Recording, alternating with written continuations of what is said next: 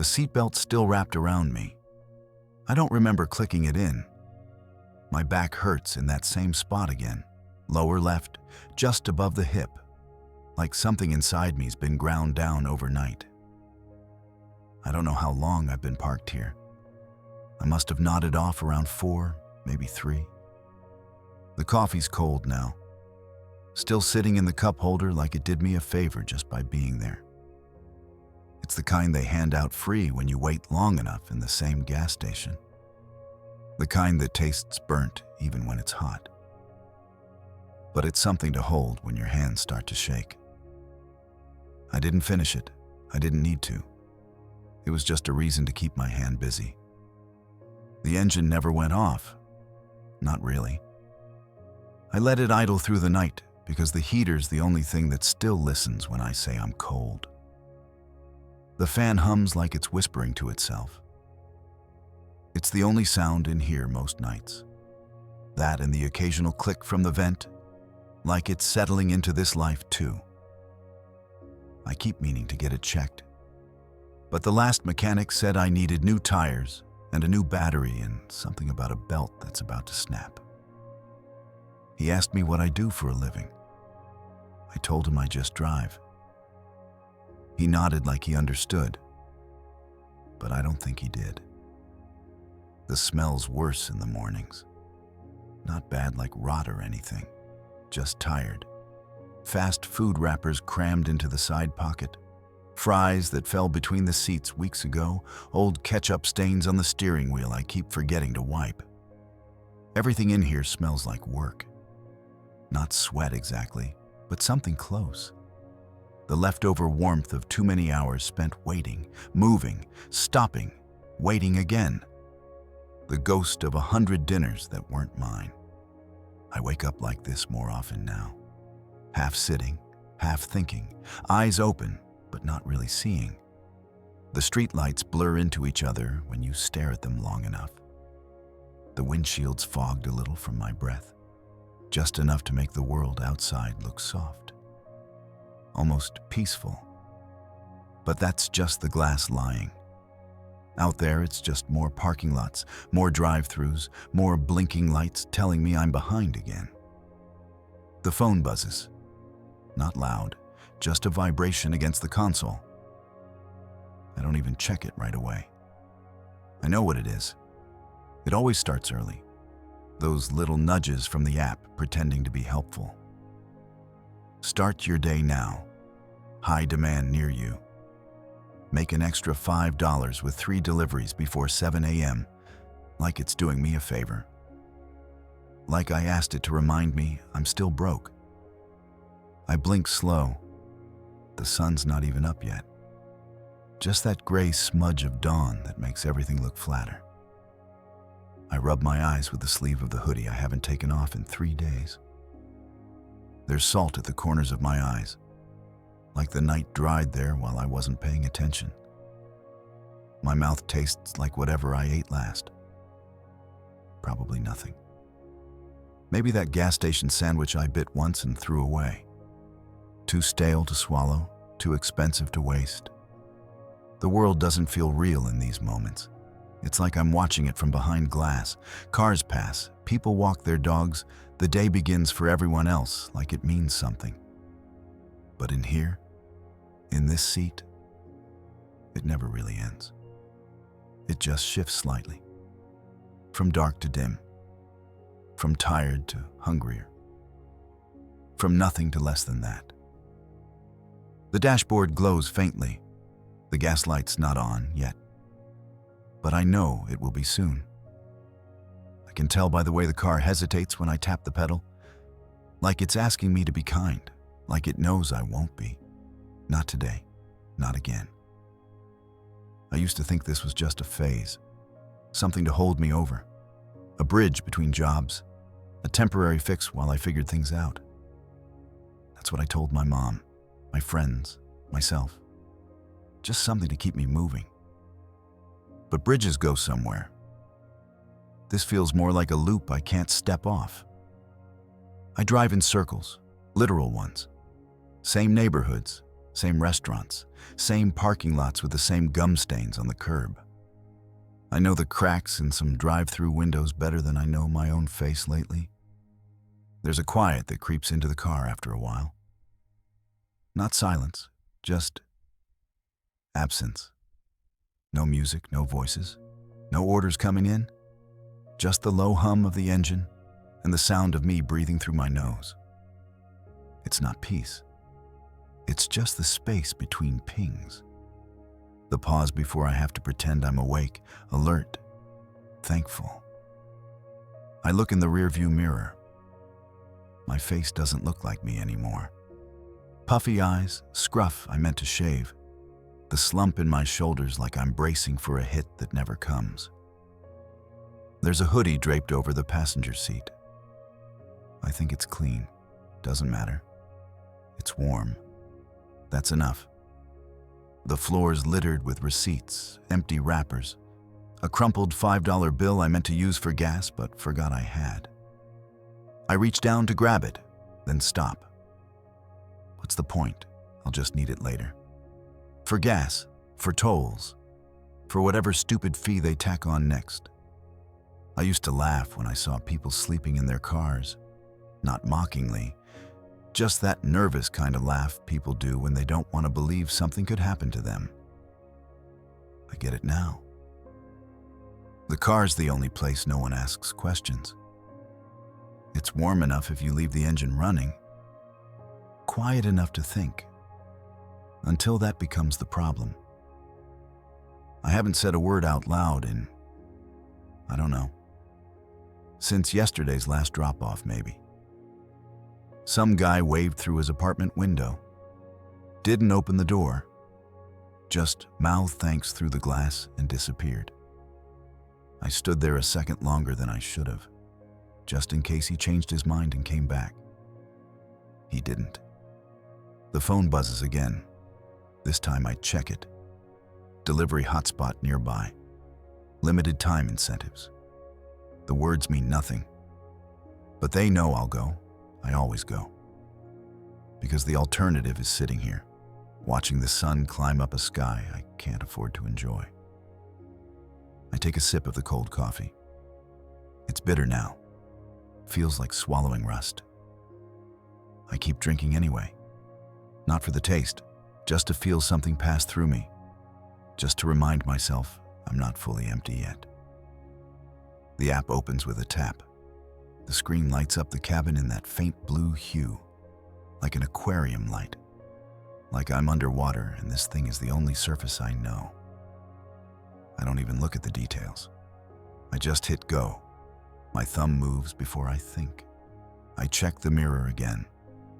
My eyes look tired, but they've looked that way for years. I run my hand through my hair. It's greasy. Whatever. I put the car in drive. The engine hums a little louder. Not happy, just awake. Like me. I don't know if I'm starting my day or continuing it. Doesn't matter. The engine was already on. So I go. The hustle was a lie. But I still drive it. I really believed it, you know. That this was something smart people did. That working all hours of the day somehow meant I was taking control. That if I just drove long enough, hard enough, I'd outpace the mess I was in. I remember sitting in my room, watching those videos, guys with ring lights and perfect smiles telling me how they made $1,000 in a weekend. No boss, no clock, just a car, a phone, and the will to grind. I watched those clips on loop, screenshotting promo codes, signing up for apps I'd never heard of, thinking, this is it. This is the loophole they don't teach you in school. I thought I was ahead of the game. While other people complained about their jobs, I was stacking apps, multitasking deliveries, Uber here, DoorDash there, maybe an Instacart if it lined up just right. I thought I was optimizing. I thought I was building something. I even said it out loud once, to someone I barely knew. I'm just stacking up cash right now so I can invest later. They nodded like they understood, and I felt proud. For a moment, I really believed it. But that pride faded faster than the fuel gauge drops when you're stuck in traffic, burning gas on a no-tip order. The truth is, I was never building anything. I was borrowing time from a future that doesn't want me. I was running on fumes, thinking I was sprinting. I said yes to every order, every ping, every limited time bonus like they were lifelines. But they weren't. They were leashes. Bonuses that only counted if you did 10 rides with a 90% acceptance rate. Tips that disappeared if someone got the wrong sauce. Surge zones that turned out to be ghost towns when you got there. I drove through rain, snow, holidays, stomach cramps, and anxiety attacks. I skipped meals, I skipped birthdays, I skipped sleep. For what? $23? Maybe $28 if the app was feeling generous. Some weeks, I did everything they told me to do. Drove the hot zones, hit the peak hours, accepted almost every ride, and still ended up staring at my phone like a bad gambler counting losses. The money never added up the way they said it would. They don't tell you how much gas you'll burn.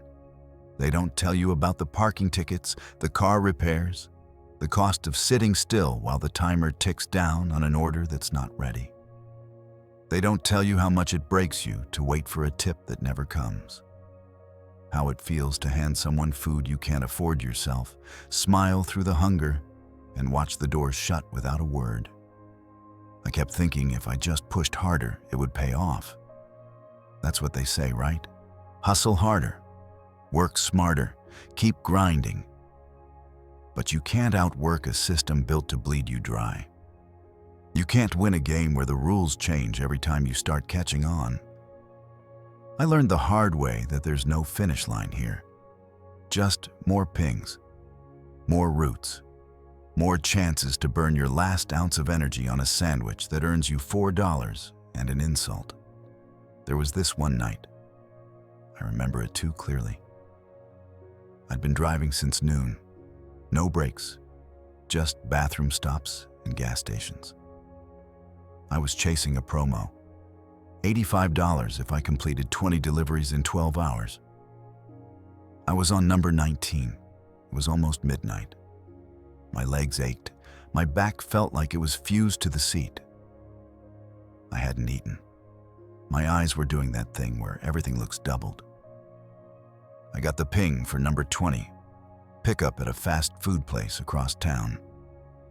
I drove there, waited 22 minutes for the food, then dropped it off at a gated apartment complex where the customer wouldn't answer their phone. I called. I texted. Nothing. I stood outside the gate, holding their food like it was the key to something. Eventually, I just left it there and marked it complete. 10 minutes later, I checked the app. Promo didn't trigger, said I hadn't met the quality threshold. I stared at the screen so long my eyes blurred. $85? Gone. Because I couldn't deliver to someone who vanished. That was the first time I really felt it. Like maybe the hustle was never meant to help me. Maybe it was meant to keep me just close enough to hope I'd try again tomorrow. It's strange how long you can convince yourself that you're just one good week away from making it work. You hold on to stories. You repeat phrases like mantras. It's just slow right now. It'll pick up next week. I just need a better area. Maybe if I start earlier, maybe if I work weekends, maybe if I stack 2 apps at once. You say it so much it starts to sound true. But it's not. It's just noise. Just a way to keep moving so you don't have to stop and admit that none of this is working. The worst part is, I don't even blame the people who lied to me. Not anymore. The influencers, the companies, the posters on Reddit talking about how they cleared 1,000 in 3 days. I blame myself for believing, For thinking I could outsmart something this big. For thinking hustle was enough. It's not. It never was. You can't hustle through exhaustion. You can't hustle through a broken alternator. You can't hustle when your body's giving out, your mind's going numb, and your soul feels like it's watching from the passenger seat. There's no bonus for staying sane. No reward for dignity. Just mileage and silence, and that sick, quiet panic that grows when your bank account hits single digits again. I still drive. That's the thing. I still open the app every morning. Still chase the red zones. Still sit in empty lots, watching the seconds pass. Because what else is there? I've been doing this so long, I don't know how to stop. I don't know how to breathe without calculating how much that breath is costing me. I don't know how to say no to work, even when the work doesn't pay. Even when it's killing me. I used to think this would help me get ahead. Now I just hope it keeps me from falling further behind. There's no dream anymore. No ladder. Just ground. And me, crawling across it, trying to believe that movement means progress. But it doesn't. Not here. It just means I'm still alive. Still moving. Still driving. Because the hustle was a lie. But I believed it. And I still believe it. Just enough to keep going. I work in the gaps between what people notice. I think I say thank you more than anyone else in this city. And I don't think anyone's ever said it back with their eyes. It's always the same motion. Door opens halfway, hand extends, eyes glance past me like I'm a smudge on the glass. Sometimes they nod. Sometimes not even that. They grab the bag, they turn away. They close the door. No words, no acknowledgement. Just silence and the faint click of a deadbolt sliding into place. Like I was never there at all. Like I'm a function, not a person. Like they tapped their phone and food appeared, and I just happened to be standing where the air should have been. Some of them leave instructions. Leave at door, do not knock, no contact. And I get it. Safety, convenience, whatever. But there's something about setting down a hot meal, taking a picture and walking away while the smell still clings to your fingers, that makes you feel less than human. Makes you feel like a shadow, a footnote in someone else's comfort. I've smiled through hunger more times than I can count. Forced little upturns of the mouth that never reach my eyes, just to soften my face so someone doesn't think I'm rude, or worse, aggressive, or worse, ungrateful. I say, have a good night. Even when I haven't had one in weeks. I make jokes I don't believe in. I laugh at stories from passengers who don't ask for mine. I nod. I compliment dogs. I apologize when they give me the wrong address. I tell them, no problem, even when it absolutely is. Because if I don't, they rate me down. And if they rate me down, I get fewer pings. And if I get fewer pings, I can't pay rent. So I smile. Not because I'm nice, not because I want to, but because my income depends on how likable I can pretend to be in 15 seconds.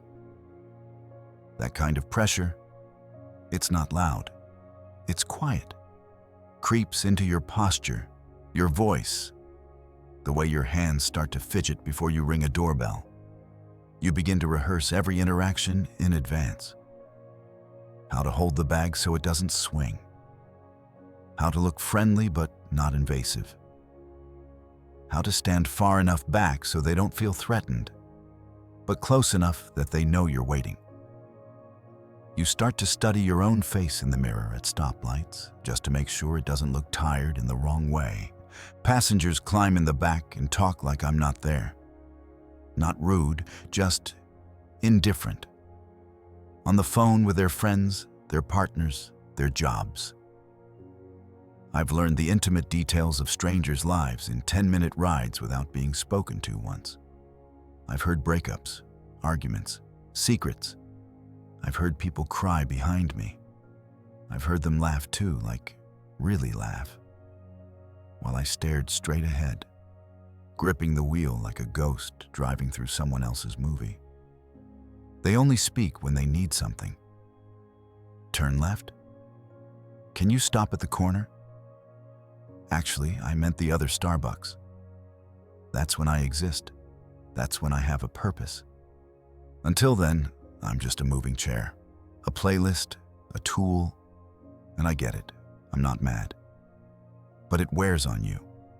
That quiet dismissal, that subtle erasure. When the only time someone says your name is when they're giving you instructions. When your kindness becomes currency. When you can predict, almost every time, who's going to tip and who's going to pretend they forgot. The worst part is how polite I've become. It's automatic now, like I've trained myself to absorb indifference and return warmth, like a customer service reflex that never shuts off. I say no worries even when I am worried. I say absolutely when I mean why the hell not. I say take care to people who make me feel like trash. Sometimes I feel like I'm performing myself, like the real me stays in the glove box while this agreeable version takes the wheel. The one with the clean car and the gentle voice and the easy laugh. The one who doesn't ask questions, doesn't talk back, doesn't get tired. That version always gets 5 stars. But when I'm alone, really alone, I don't know what to do with my face. I catch myself smiling at nothing, holding expressions I wore too long. My jaw aches. My throat feels dry from fake cheer. My body doesn't believe me anymore. There was this one night. I remember it not because it was unusual, but because it was so painfully typical. I delivered sushi to a high-rise downtown, 42 floors up, no tip listed. I knew before I got there. Walked past the concierge who didn't look up.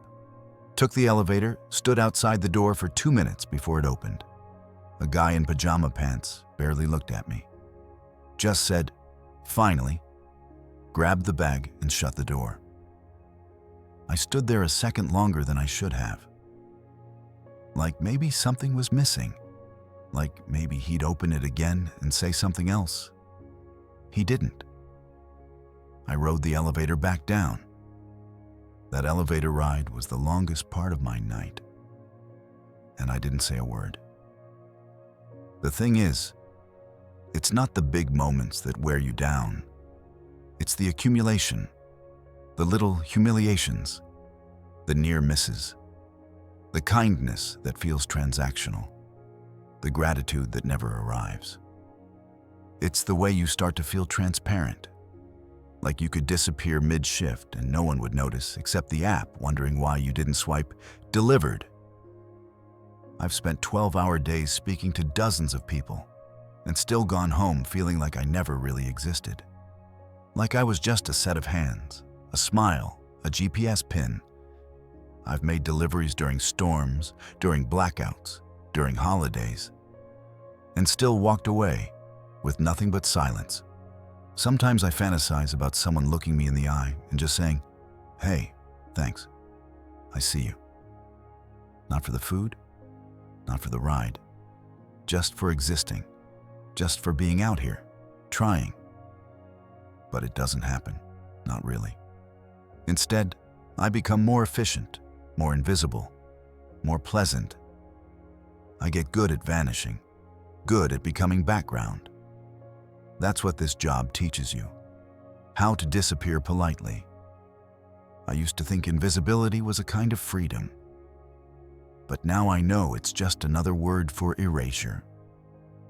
And I carry that in my body, in my bones, in the way I wake up already bracing for indifference, in the way my voice changes when I say thank you, even though no one's listening.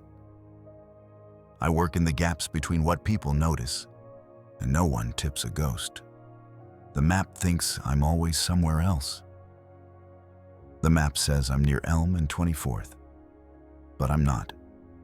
I'm parked behind a strip mall in a cracked-up lot next to a dumpster that smells like old grease and cardboard rot. The location pin sits there on the screen like it knows me, like it's sure I belong here. But I don't feel here. I don't feel anywhere, honestly. The map always tells me where I am, but never where I'm at. And there's a difference. One you can track with satellites, the other, not so much. I open the app out of habit now. Not out of hope, not even expectation.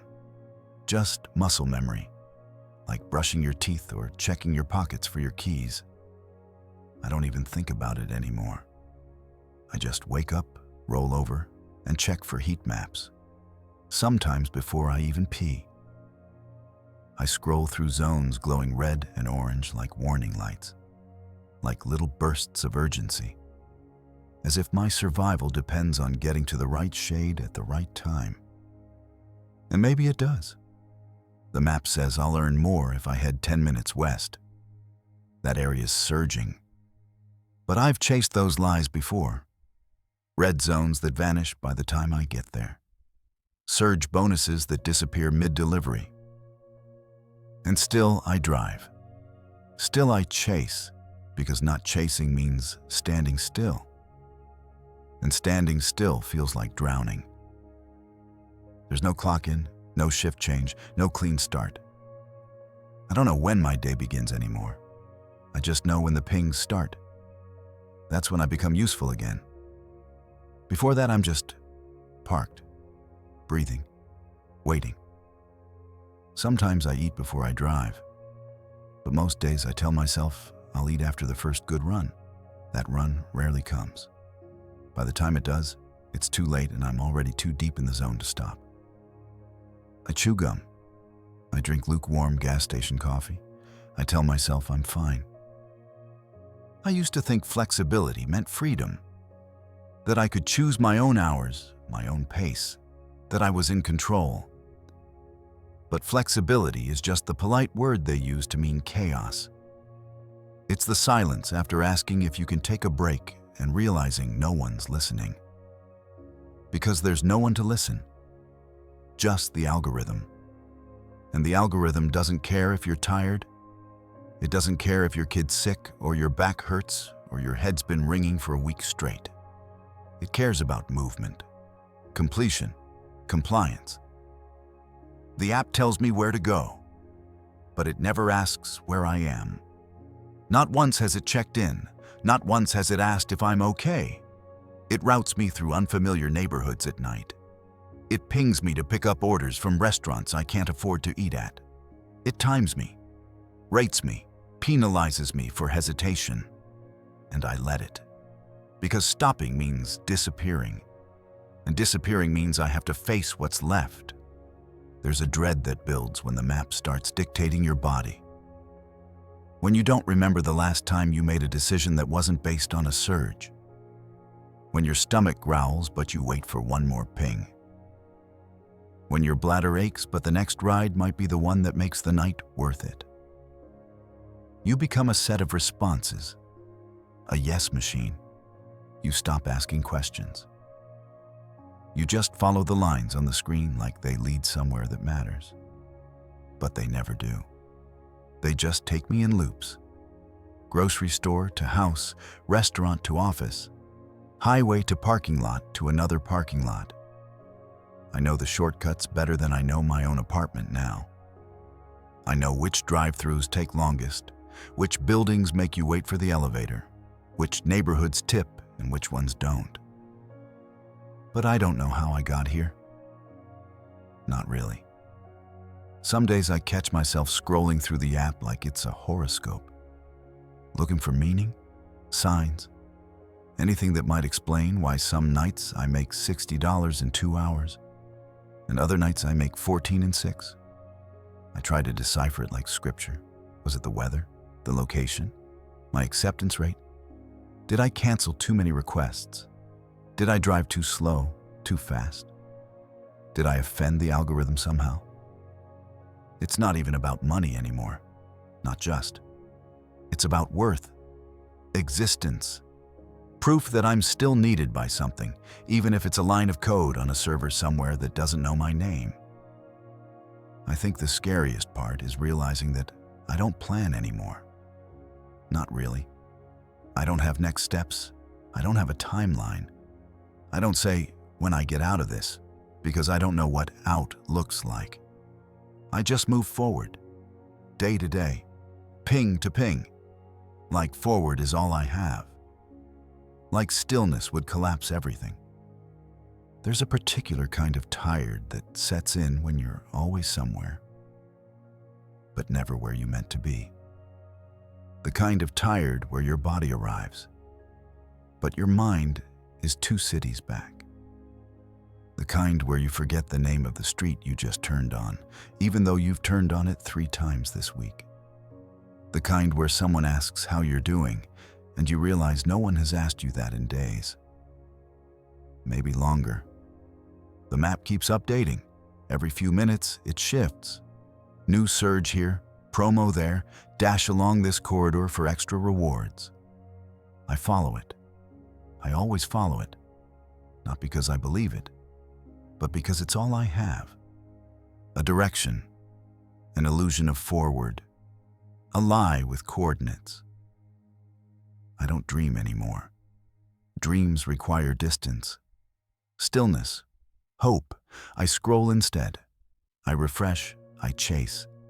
I park under dim lights in lots where no one notices me, eating cold sandwiches and trying not to calculate how much of this sandwich I just paid for in mileage.